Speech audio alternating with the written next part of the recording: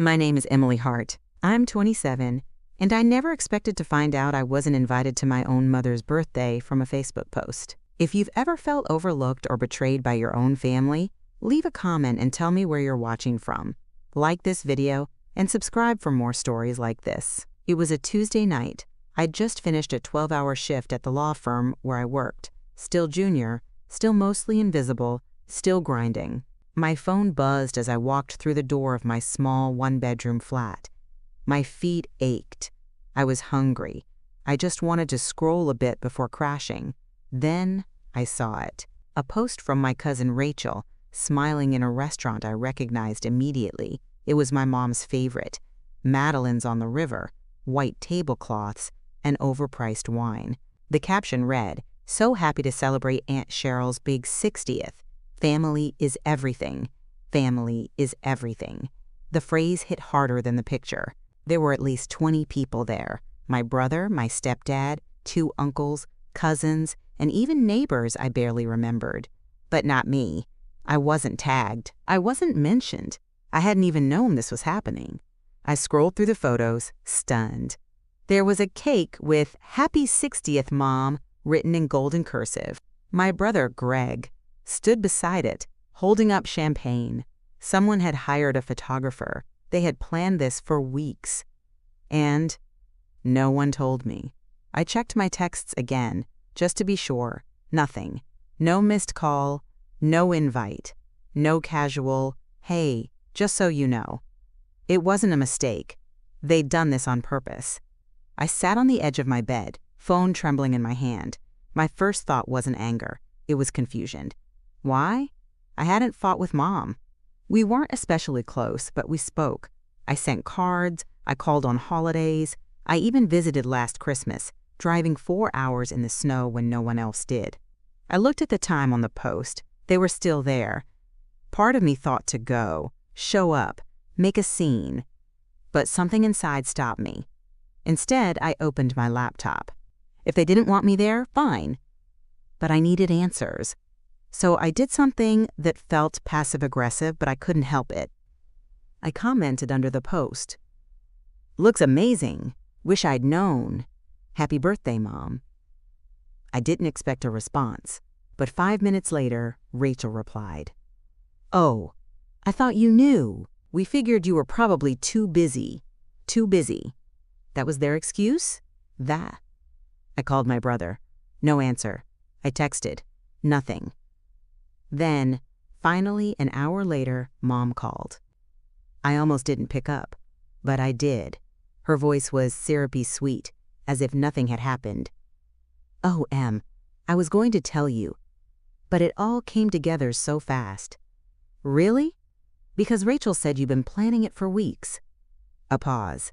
"Well, we weren't sure you'd come anyway. You've got your work and your life in the city. I didn't want you to feel obligated." Obligated. As if being there for your mother's 60th birthday was some kind of chore. "You could have invited me, Mom." "I didn't want to put pressure on you." "No, you just didn't want me there." Silence. Then she said it. This was more of a close family thing. Just people who are really part of our day-to-day. Close family. I hung up before I said something I'd regret. I didn't cry. Not yet. Instead, I stared at the ceiling, trying to remember the last time I had felt like I truly belonged in that family. The next morning, something strange happened. At work, I was in the middle of reviewing contract language when my boss, Mrs. Danvers, knocked on my office door. Now, Mrs. Danvers was someone I barely interacted with outside of meetings. She was a senior partner, high up the ladder, polished, brilliant, intimidating. But she smiled at me and said, "Emily, do you have a moment?" "Of course. I met your mother last night." I blinked. "My mother?" "Yes, Cheryl Hart, the woman of the hour. It was her birthday, right?" My stomach twisted. "Yes," I said slowly. "She didn't mention you, but I recognize the last name. Hart's not that common." I asked if you were related. She seemed surprised. Said you were busy. I swallowed hard. Danvers gave me a curious look. "I just wanted you to know, Emily, you're doing well here. You've got a good name." She walked out before I could respond. I sat frozen. My mom had spent the night surrounded by people, many of whom knew where I worked, what I'd studied, and how hard I'd tried to pull myself up. And yet, she pretended I didn't exist. Or worse, she rewrote the story to make it seem like I chose not to be there. I wasn't ashamed, but I was angry. That night, I went back through my memories of the last few years. All the effort I made, the silence I endured, the way she fawned over Greg, even when he messed up, while I got a polite nod if I was lucky. This wasn't new. This was just the latest chapter. But maybe it would be the last. The next weekend, I didn't call. I didn't text. I didn't send a card or follow up with Rachel. And no one reached out to me either. It was as if I'd been quietly erased from the family group photo, and no one noticed the gap. That silence gave me room to think, to remember. You don't grow up knowing you're the outsider. You feel it in the little things. The missed glances, the forgotten rides, the birthdays that weren't quite as bright. When I was 8, I won a district-wide writing contest at school. I remember printing the story on our old desktop, beaming with pride. I rushed to tell Mom. She was on the phone with Greg's teacher. He'd been suspended again. Something about pushing another boy on the playground. When I held up my certificate, she barely looked. "That's nice, Em. Put it on the fridge." Greg, 2 years older than me and louder in every room, always seemed to get more. More attention, more understanding, more grace. When he brought home C's, Mom would say, "Well, he's just not a book kid, but he's smart in his own way." When I brought home A's, she'd nod and say, "Good, keep it up." That was the rhythm of my childhood. I didn't rebel. I overperformed. I became quiet, helpful, invisible. When Dad left us, well, left me, I think that sealed my place. Greg was angry. He yelled. He refused to see our dad again. Mom adored him for it. I cried quietly in my room. I still called Dad on weekends, even when it made her stiffen. Eventually, I stopped mentioning those calls. But I never stopped wishing she'd asked if I was okay. I didn't get hugs or talks. I got expectations. I met them, and then I exceeded them. Still, I never felt like I'd earned her love the way Greg had, even with his recklessness. He got into college on his second try. Dropped out a year later. Moved back in. Mom still did his laundry. I went to university on a scholarship and worked nights to stay afloat. When I graduated magna cum laude, she sent a thumbs-up emoji. No call, no dinner, no mention in her church bulletin like she did for Greg's short-lived landscaping business. That was 3 years ago. Even now, I remember watching the posts go up for Greg's birthday. Giant balloons, a proud of you, son, cake. Mine? I got a forwarded meme that said, "Happy birthday to my beautiful daughter," with a stock photo of a woman who looked nothing like me. That meme stayed in my mind as I lay in bed on Saturday morning. The apartment was quiet, except for the hum of the city through my cracked window. I wondered, was I really so forgettable? Was I ever part of that family at all? That question haunted me until my phone buzzed again. It was a message. From someone I never expected. "Mrs. Danvers, can you meet me for coffee Monday morning before the partners meeting? There's something I want to discuss, confidentially." My first reaction was panic. Had I done something wrong? But her tone was too personal, too. Unusual. I replied quickly, "Of course. Thank you for the opportunity." The rest of the weekend blurred with nerves. I cleaned my apartment twice. I went over my case notes. I even rehearsed small talk in case she asked about my family again. But Monday came fast, and the meeting would change everything. Monday morning, I arrived 15 minutes early at the cafe near the firm. I wore my navy blazer and the heels that always hurt but looked the part. The place was quiet, polished wood tables, soft jazz, baristas that didn't smile unless tipped well. I spotted Mrs. Danvers in the corner, already seated, reading something on her tablet. When she looked up, she smiled. "Emily, thank you for coming." I sat, trying to keep my breath even. She ordered us both chamomile tea before I could ask for coffee. Then she got to the point. "I didn't tell you the whole story last week." I looked up. She tapped her manicured finger against the edge of the cup. "I wasn't just at your mother's party. I was the one who organized it."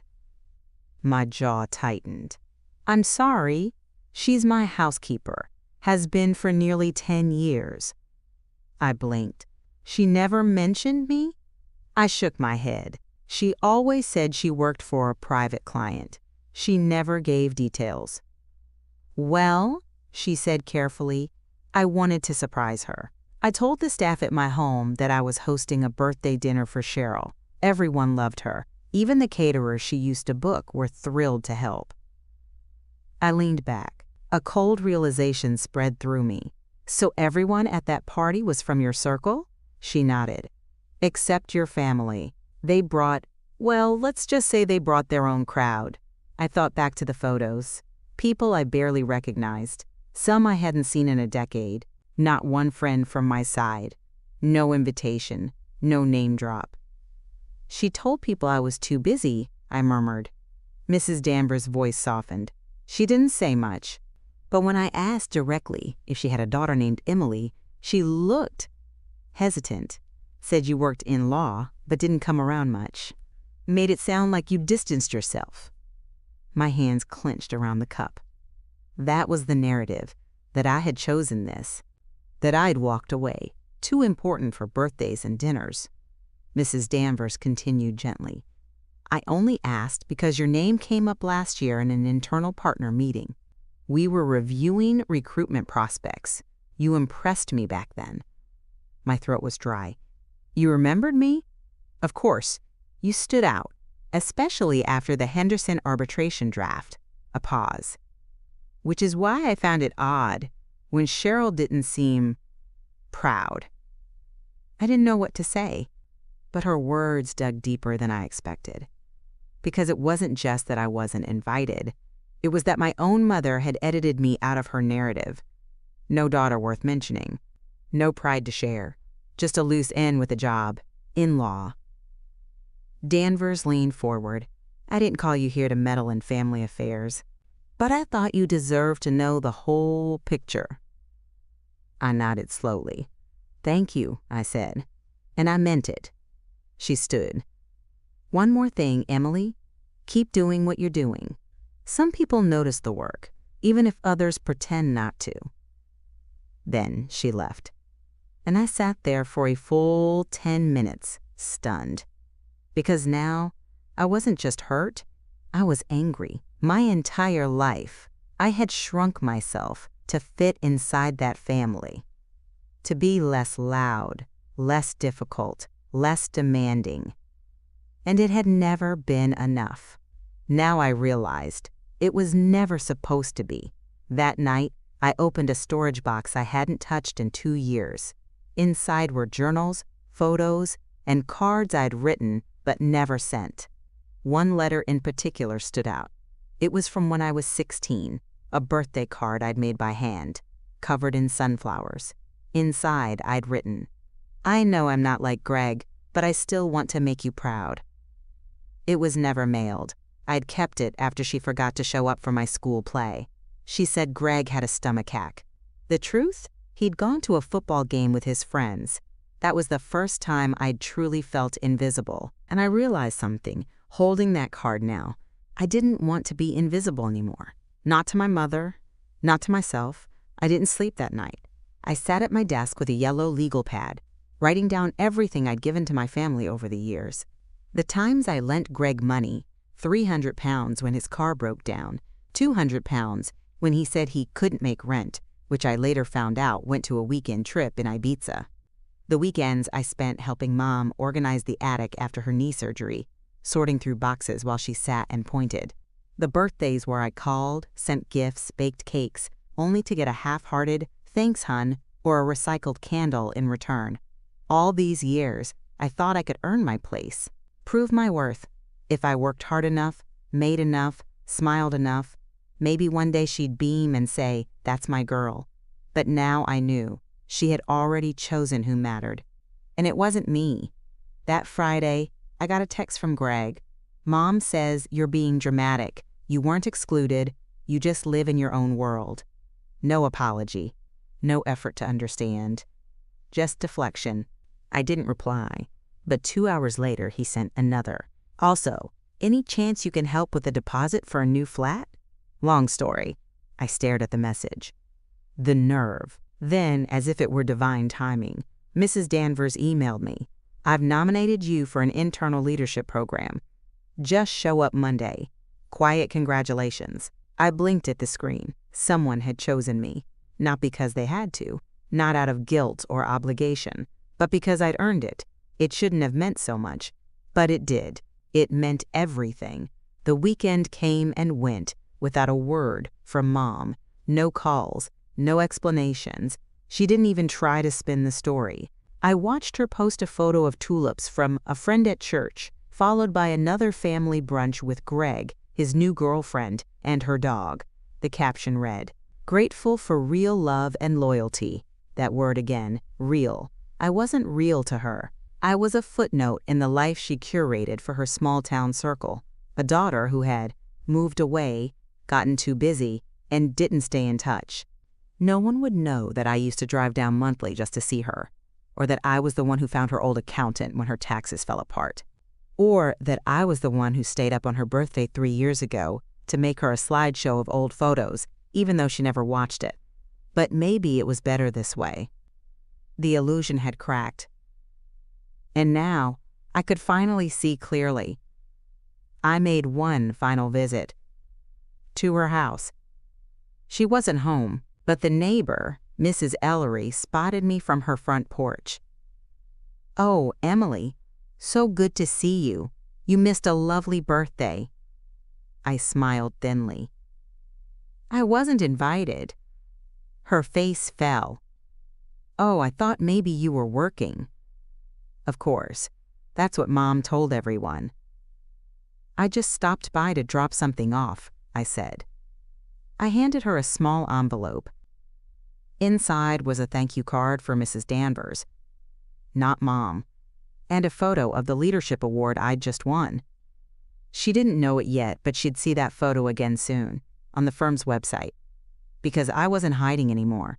Monday morning came like a quiet storm. I arrived early for the leadership program orientation, dressed in a soft gray pantsuit that made me feel unshakable. There were only 6 of us, handpicked by different senior partners across the firm. We sat in a small, glass-walled conference room overlooking the Thames, and I tried to focus on the presentation, but my mind kept drifting. I was still thinking about my mother's silence, the stories she'd told others, how she could smile with her hand on Greg's shoulder and say, "He's trying his best," while letting my name dissolve like an afterthought. After the session ended, Mrs. Danvers caught me in the hallway. She handed me a slim folder. "This isn't public yet," she said, "but you'll be heading up our pro bono outreach program for Q3. It'll give you visibility. I trust you'll handle it well." My hand shook as I took the folder. "Thank you," she smiled. "It's yours, Emily. Take up space." That night, I went home and stared at the ceiling in the dark. I realized I didn't want to just move on. I needed clarity. So I did what I'd avoided for weeks. I drove back to my childhood home. Mom was in the garden, pruning her hedges like she always did when stressed. She looked up as I stepped out of the car, surprised but not unwelcoming. "Well, this is a surprise," she said, brushing her hands off on her apron. I walked slowly toward her. "I think we should talk." She straightened up. "About what?" "About your birthday. About what you said, or didn't say." She sighed. "Emily, if this is about not being invited, it's not just that," I cut in. "It's the story you tell people, that I don't come around, that I'm too busy, that I don't care." She looked away. "You live in London. You've got your big job. I didn't think you'd want to come." "I would've." She didn't respond, so I pressed. "Why didn't you tell them about me?" A pause. Then she said, "Because you don't fit the picture anymore." Those words landed like a slap. "What picture?" She hesitated. "This life, Emily, our life here. You're different now. Always on the go. Always working. You don't really belong to this family the same way Greg does." I felt my breath leave my body. "You mean I made something of myself? I mean you made yourself separate." There it was. The truth. The real reason. I had outgrown the narrative, and she resented it. "I spent years trying to fit in," I whispered, "trying to earn your approval, and you decided I didn't belong." She opened her mouth to speak, but I held up a hand. "I'm done begging for scraps, Mom." "Emily," I stepped back. "I came here for closure, not comfort." That drive back was the quietest of my life, but also the most freeing. No music, no calls, just the sound of my breath. And somewhere between the miles, I decided I wasn't going to confront them again. I wasn't going to keep proving my worth to people who had already made up their minds. I would let my life speak for itself. The leadership award, the new program, the reputation I was quietly building, they didn't need to clap for me because I'd learned how to clap for myself. The next few weeks passed like a quiet unraveling. I stopped checking their social media. I muted family group chats. I didn't block anyone. I didn't send a final message. I simply let go. What surprised me most was the silence that followed. No one chased me. "No, let's talk." "No, we miss you." It confirmed what I'd feared for years, that I was never the center of their world. I was the margin note, the footnote, the one they tolerated at best, resented at worst. But in that void, something unexpected began to bloom. Peace. Not the fake peace I used to force by swallowing my hurt and pretending everything was fine. Real peace. The kind that came from no longer trying to belong to a place that had rejected me. One afternoon, I sat alone in a cafe near the office, tea in hand, laptop open, the Thames glittering through the window.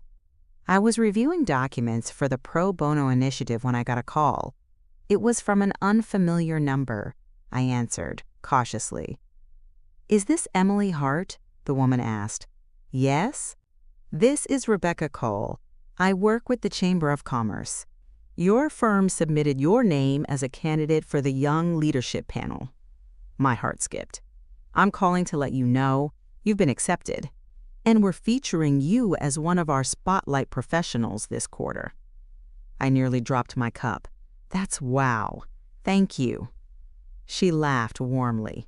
"Your portfolio was impressive, but what stood out was your story. Mrs. Danvers said you had an incredible rise." I couldn't speak. Not for a moment. I just smiled. The article came out a week later. A full-page feature in a regional magazine. The title read, "From Overlooked to Outstanding, Emily Hart's Quiet Climb to Influence." There was a photo of me standing near the Riverwalk, gray blazer, wind in my hair, eyes focused on something beyond the camera. The caption underneath? "She didn't wait to be chosen, she chose herself." The day it published, I got a text from my mother. "Saw your article. Congratulations. Greg's thinking of starting something similar. Maybe you could give him advice?" I stared at the message. For once, there was no fake warmth, no attempt at closeness. Just a transactional request buried in a lukewarm compliment. I didn't reply, and for the first time, I felt no guilt about it. Because I wasn't angry anymore. I was done. I took the article and framed it, placing it on the shelf in my office. Not to brag, not to prove anything, but to remind myself who I had become. Without their approval, without their applause, just me, building something from the pieces they left behind. Weeks passed.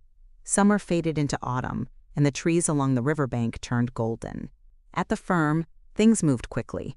My name appeared on more internal memos. I was asked to speak during a leadership roundtable. I started mentoring 2 new associates. Every milestone felt earned, not handed, not inherited, but carved out by quiet persistence. And then came the gala, a formal charity event organized by the firm and attended by politicians, investors, and executives, including Mrs. Danvers' personal guests. I was asked to co-host the table with her. When I arrived, I wore a dark green gown, hair pulled back, heels I could finally walk confidently in. Danvers met me at the door and whispered, "You're ready for this." At our table sat people I never thought I'd be speaking to, a high court judge, a local MP, and seated beside one of them was my mother. I froze for only a moment. Danvers, noticing my hesitation, leaned in. She's a guest of the caterer's family. They asked for tickets. I nodded. It was poetic, really. The party I wasn't invited to had brought her into a room I now helped lead. I walked past my mother without breaking stride. Later that evening, when I took the mic to present the outreach initiative and announce a new legal aid partnership, I saw her eyes widen.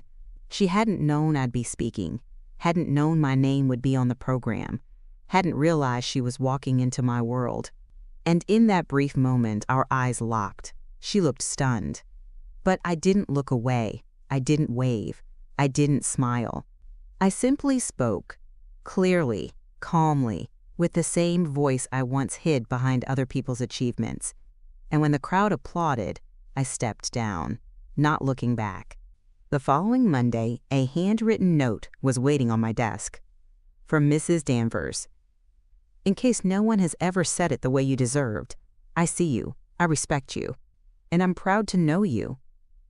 I read it twice, then tucked it into the back of my journal, because now I understood. Recognition didn't have to come from the people who failed to value you. Sometimes, it came from those who watched quietly and decided you were worth everything they never said. A month later, I got another text from Greg.